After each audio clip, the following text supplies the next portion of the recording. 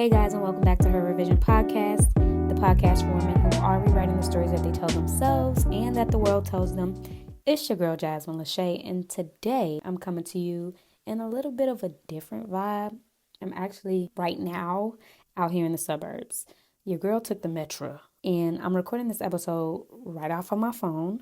So my cousin is actually throwing this little post Friendsgiving tonight, and I'm over here helping him cook, making sweet potatoes. I'm somebody's auntie. But as I was standing there cooking with him, it kind of hit me. This is one of those moments, one of those quiet reminders to just stop and reflect. Because y'all, this is the second to last episode of season 2. Can y'all believe that? Season 2 is almost done. So I figured, why not just slow down for a minute and talk about the season that we're in, Thanksgiving. I want to talk about Thanksgiving, gratitude, and just how we find space to give thanks, even when it doesn't look the way that we thought it would. So I do want you to grab your tea, your wine, your leftover mac and cheese. Lately, I've been eating nothing but, y'all know how that go. I'm eating nothing but Thanksgiving leftovers. But let's just talk about how we hold on to gratitude when life looks real different for you. So I just want to tell y'all how my Thanksgiving went, just in a nutshell. First of all, it was just me. I didn't travel. I didn't sit at a big family table with cousins running around arguing over who food better or whatever the case may be. None of that. I was alone in my studio apartment, vibing just to myself. I was watching reruns of, not even reruns, I've been watching Siren lately. There's a mermaid show. I don't know, it's cool, I guess. It's a little weird, but I cooked my very own Thanksgiving meal. And let me just say, I killed it in the kitchen, y'all. I made cornbread, greens, macaroni and cheese, sweet potatoes. I got a rotisserie chicken from the store. I made that. My grandma made chitlins. Please don't judge me. If y'all judging me right now, I don't care. I know they're bad for you, but they hit with some hot sauce, Louisiana to be exact. Anyways, that meal gave everything it was supposed to give, right? But as I was sitting down, eating, I did have this moment where I was like, damn, this is really different, but not in a bad way, just different. I wasn't surrounded by people, but I also wasn't sad.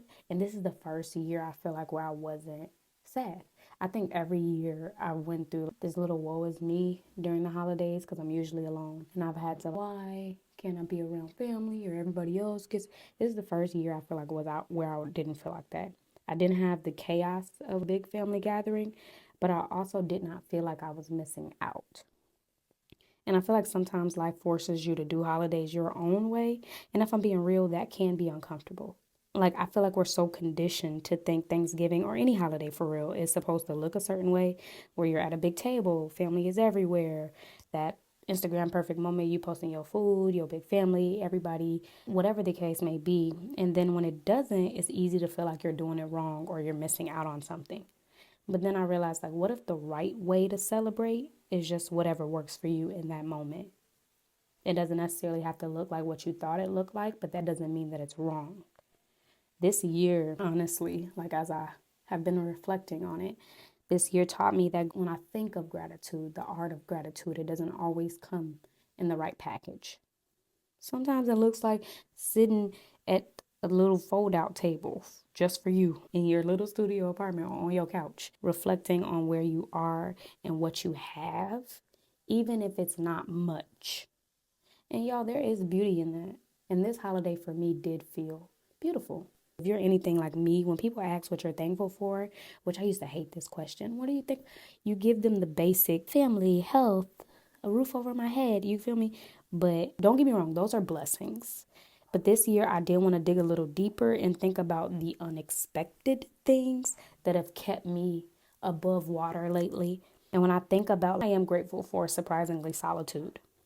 Spending my Thanksgiving alone this year did show me the value of being by myself. There's peace in sitting still, not having to explain to anybody, not having to strike $1,000 conversations, just being, right? It's not something I've always been comfortable with, and now that I know for a fact, but this year I really leaned into it and it gave me a chance to really reflect. I am so grateful that I can enjoy my own company because for a long time, that was never my narrative. I did not like to be alone. The second thing that I feel like I am grateful for is friendships that show up. This year, I have realized, if anything, that I do have a lot of people that mean so much to me. whether it's my best friend, Ray, or my cousin who invited me out to this post-Friendsgiving. I'm grateful for the people who don't just talk about being there, but they actually show up. Because y'all know it's hard to find consistency in people. It is so hard. But the ones that who actually stick, the ones who are there and you invite you out or check up on you or talk to you, and when there's not something massive going on, they're worth holding on to. I am grateful for boundaries, y'all. Oh my God. This has been the year of learning to say no without having to explain myself. And let me tell you, it's been so freeing, whether it's declining an invite, saying no, stepping back from situations that feel off, or just choosing myself over someone else's expectations. Boundaries have been my biggest blessing, and it's still a learning and a work in progress for me, but I'm so grateful for the boundaries that I have been building. And then I think the last thing that I'm grateful for is just joy, moments of joy, pockets of joy. I feel like this year wasn't all smooth sailing. It was a rough year for me, but I have learned to appreciate the little moments. Sometimes it doesn't mean that you're going to have joy in one consistent run. It can be unrealistic, but the moments of joy, the random jokes that might catch you off guard. Shit, a good cup of coffee to me is joyful. Even just a day where things feel calm, those moments matter just as much as the big milestones do to me. Now, let's be real. Gratitude isn't always easy. Sometimes it does feel forced, especially when I feel like life is doing the most. But one thing that I have learned this year, and I think that has probably been super beneficial to my development mentally this year, is that gratitude isn't about waiting for things to be perfect. And if you are waiting for things to be perfect for you to be grateful, you are doing it wrong. You have to find the good in the middle of the chaos, in the middle of what may be a struggle for you. Both can exist. Both will have to exist, because if you're not, you're catastrophizing, where it has to be black or white, where it has to be this or that, where it has to be good or all bad. No, you have to find the good in the middle of it. So I do want to talk about 3 lessons, because y'all know I want to leave y'all a little gem. 3 lessons that I'm carrying into the next season of my life, and hopefully it can apply to your life and your journey. The first thing is that gratitude does not cancel out pain. As much as we would like being grateful to mean that nothing is going wrong, it's not reality, right? You can still be thankful and still acknowledge the hard stuff at the same time. It's not about pretending that everything is fine when it's not. It's about saying that, yes, this part of my life is hard, but here's something else that's holding me together. It does not erase the struggle. Gratitude does not erase the struggle. It just helps balance it out so that your life doesn't seem like it sucks 24/7.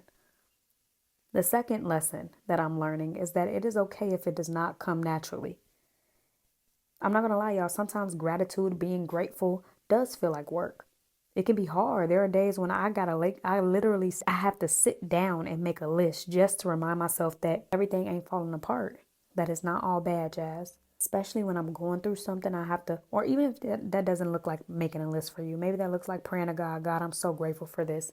Thank you for the roof over my head. Thank you for allowing me to wake up every day. Thank you for allowing me to have a job. Thank you for allowing me to have reliable transportation, whatever that may look like for you. Sometimes you have to remind yourself that everything is not falling apart, and that's okay. Gratitude doesn't have to hit you like lightning bolt or anything like that. It's a muscle. You got to work that muscle, because sometimes you may forget to work that muscle and you have to wonder why you're sore. Work it. The third lesson that I'm learning is that gratitude is personal. Your gratitude list, the reason why you're grateful, the things that you're grateful for, does not have to look like everybody else's. If you're thankful for your favorite TV show because it brought you out of some hard ass moments, that is perfectly fine. If you're thankful for the fact that your hair was not unruly today, that you got it together, that is it. If you're thankful you woke up on time, when you know that being somewhere on time is a struggle for you, that is perfectly fine. That counts. Gratitude is about you noticing the things that make your life lighter, not what may be the case for somebody else. It doesn't matter how small it may seem to you or to somebody else. That is still a reason to be grateful. There are seasons, and I know that there are seasons where finding something to be grateful for does feel impossible. I've been there. But sometimes you're in a space where even though life feels heavy, even though the good stuff does not feel good enough, there are still some tricks that you can do, I guess, to just help you pull yourself back up.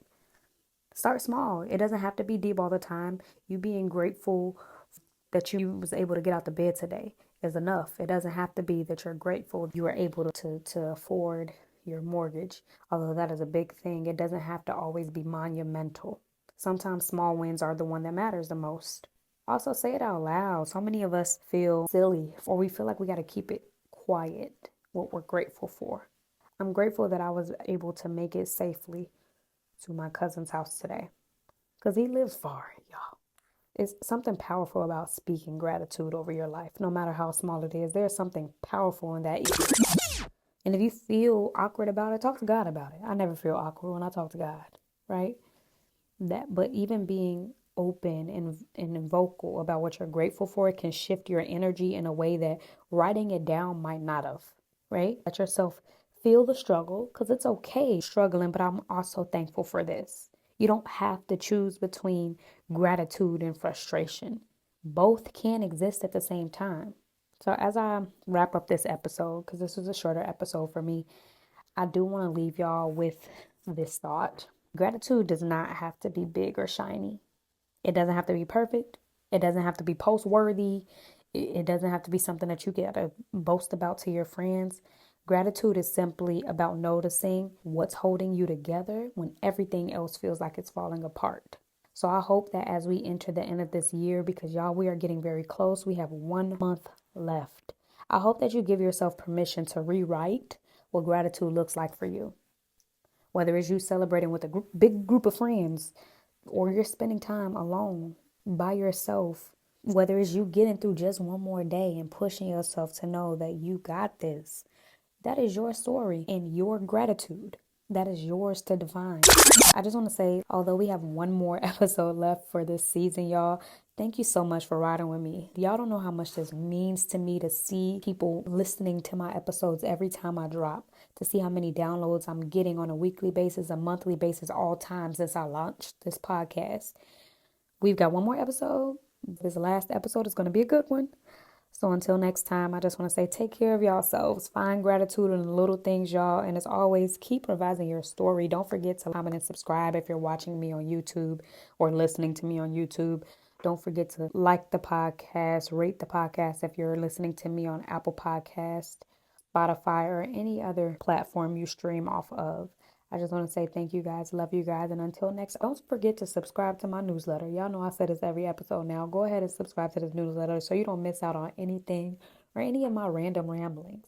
Till next time. Bye.